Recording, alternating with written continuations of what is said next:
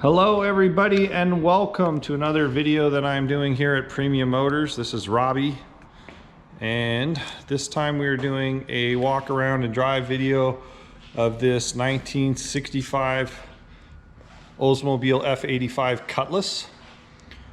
I got this car from the third owner, who, if the way he explained it right, his grandfather purchased this new in Longview, Washington. And the best I can tell, this is a very good original survivor car. It looks and appears, I have not seen any evidence of a repaint. The trim, the stainless, everything appears to fit with the condition and miles of the car. The car is showing 52,000 original miles. It was his grandfather's, then it went to his uncle, and then it went to him. It's all original trim, stainless paint. Hubcaps are original interior. I'll rock around the car and show you. Also has all these original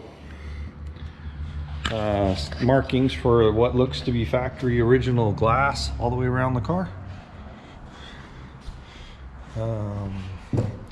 Here as well. Now, and it's a car that's got imperfections in it. As far as I have not seen any rust anywhere that I have looked. But there are dings, there's scrapes.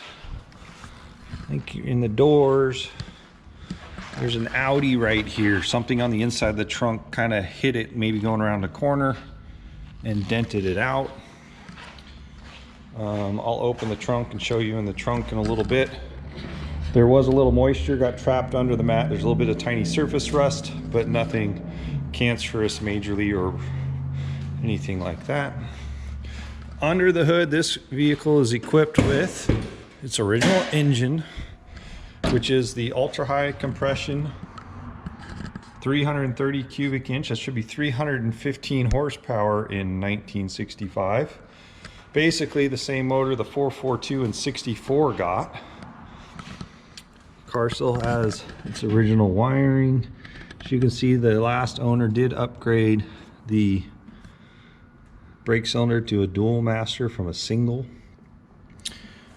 which is a little safer and not as old school. Still has an old part of the old factory tag under the hood. The old washer bottle, it's broken, is there. You can see they cleaned up the heater box though. The last owner did put a new heater core in it and a new radiator in it, went through the brakes, all that, got it all up and running good. I was told it sat for a little bit when his uncle had it. So we'll take a look at the interior. So these are the original door panels, seat, I believe carpet, dash, everything. They're in all pretty good shape, but not perfect. But the seams, because they're old, are separating at the seams here on the driver's seat and the top seam on the passenger seat. It's got a custom made center section there, that, or homemade, or somebody made that. I don't know if it was an accessory, but it fits in that hole really nice and fills in the hole. The headliner is in really nice shape. Factory dome light works all the way around. Windows crank up and down good. This up back seat is in nice shape. Hardly anybody looks like it's ever sat in it. The dash is in very good shape. A little bit of wear on what you would see with a low mile car, so the chrome, the bright work is all still nice. Now they did take out the radio when they replaced the heater core, just I guess to make more room. And when I put it back in the car, it was missing the knobs, so I do not have the knobs. The ashtray here flips around, kind of old school like, is hidden. Nice little Oldsmobile thing.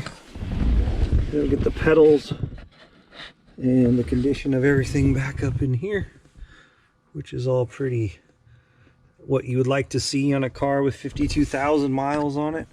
Up underneath the dash, I'll just try and shine a light, see if you see it, make it a little brighter. It's all still in very good shape. I don't know how good that shows up on the GoPro, but we will take a quick, like the door jambs and all that. You know, so you'll see evidence of age, but you don't see anything old and rusty. It looks like in 1982, on the date on this sticker, they did something, lubricated the chassis at 40,911 miles. Or 900, yeah, maybe 917.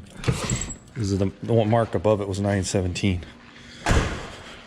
Open the trunk. I'll show you the trunk.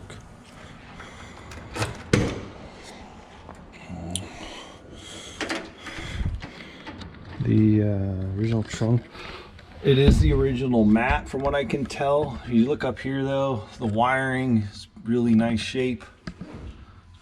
The old factory speaker, old fuel things. There's the inner panels. There's where something hit the right there that caused that Audi. And if you look at this back panel in here, it's hard. I've never seen a car. Let's see if that'll stick to the magnet. I've never seen a car that still had these little black rubber things on it. Out of all, I've had some original cars, but I've never had them.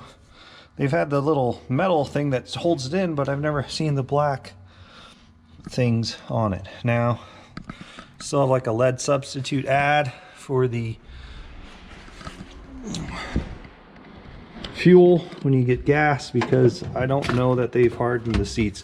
I'm going to peel this back pretty carefully because it is a little fragile.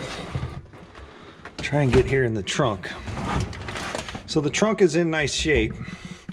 This is just a little bit of surface dry. Even when I washed the car, a little bit of water leaked in around the trunk gasket or the back window. I don't know, probably the trunk gasket. So there's a little bit of oranginess, and one of the owners at some point, it did it a little bit too, and they sprayed a little this black spray paint. But where it's not black, it's actually really nice. Even like around the wheel well there's no evidence of rust. You can see where the moisture gets trapped under these mats. The mat has a date code on it that matches the old date code. It's a little torn around some of these parts, but overall it's in really good shape. And I try and do my best to tuck it in. The old man put a piece of carpet down. The jack and stuff doesn't rattle and protects it. And yeah, really nice car. So I will close the trunk a little harder. Fire up the car and I'll pull it outside.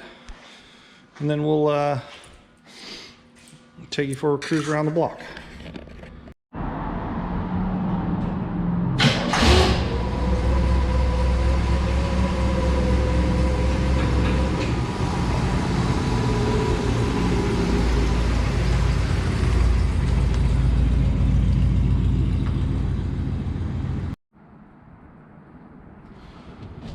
Hello again, we're back in the car.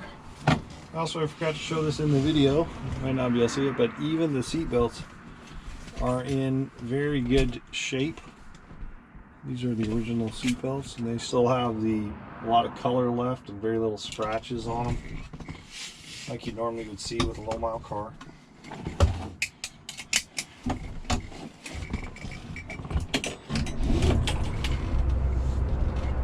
The bright work and stuff, like out of a little hole, but here's an old registration. I don't know what year that's from. It was paid in, well, it's from 1988. The original owner, 84. A bunch of old registrations right there. You hear the little whine of it. It's a 2-speed Power Glide. I don't know what Oldsmobile called it in 65, but like a Chevy Power Glide. You can hear the little whine of it when it's in neutral or park. It does get up and go pretty good because it's got the higher compression ratio motor in it.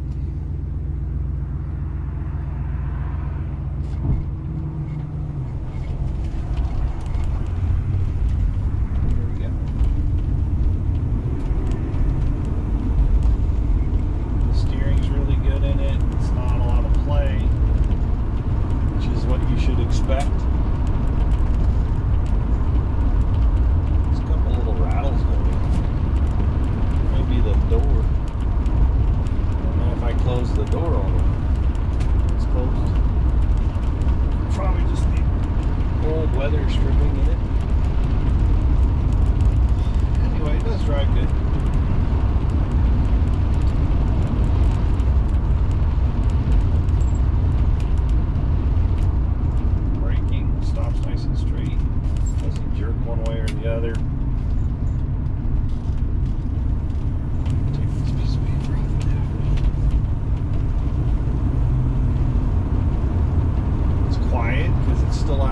the factory single exhaust on it, stock muffler.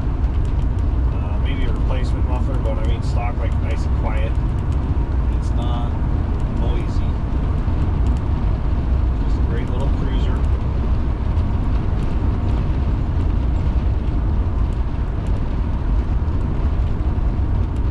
Nothing really dramatic about it. Speedometer seems to be pretty accurate. It's not bouncing around.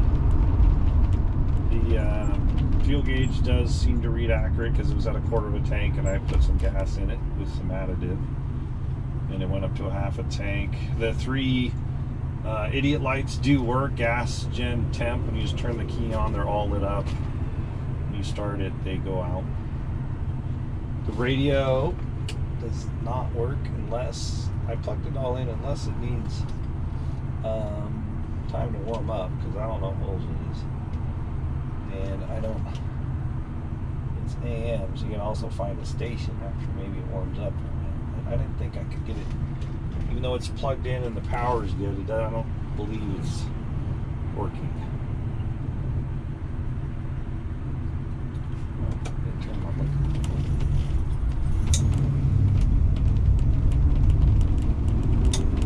blinker cancel still sounds nice and strong. It does it to the left.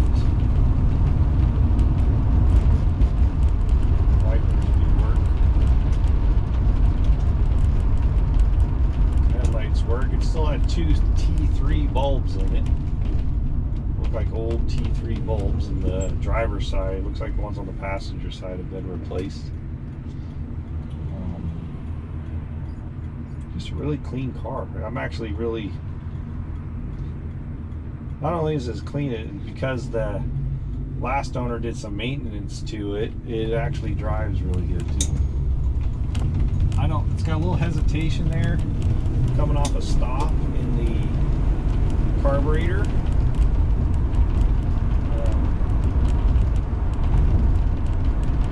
Just stumbles a little bit there when you get it to go. I don't know if it's still pretty cold, so because I just started it. I don't know. I don't remember. I haven't driven this car. I've only really drove it like twice.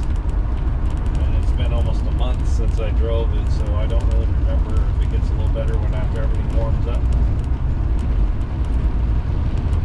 Over there where that camera's mounted, that rattle probably sounds louder than it is. But it's in the window felt.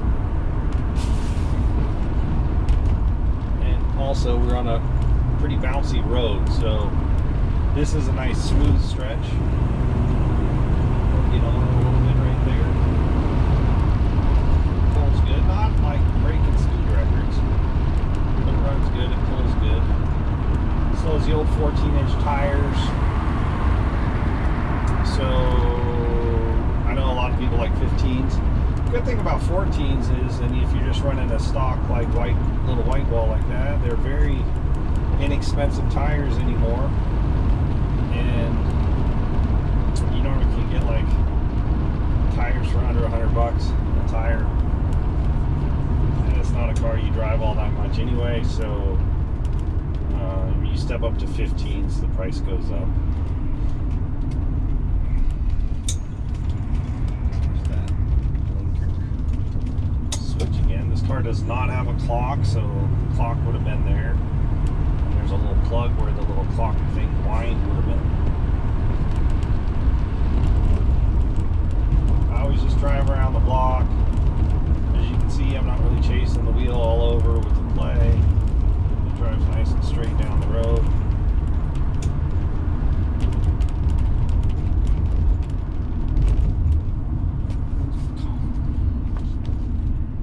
It's pretty an impressive little car. It's inexpensive too.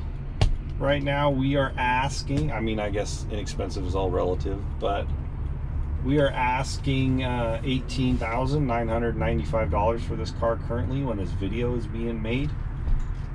And I think that's a good average price. There's other ones out there on the market that are more money, and there's other ones out there that probably aren't as nice as this. They're less money. I just priced it pretty fair. And really for, I think what you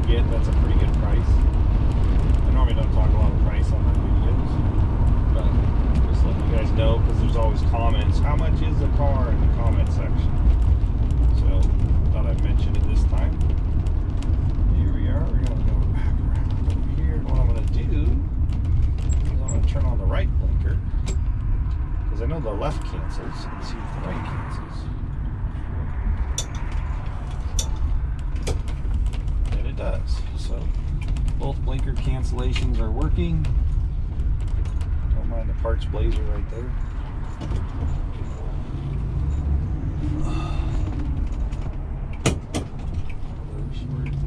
You know, this one is reverse light delete. You notice that on the rear bumper, there's not even backup lights on the car. So, something to think about. And I hope you liked the video and the drive. If you do, feel free to like it. You can comment in the comment section and let me know. Have a good afternoon and rest of your day.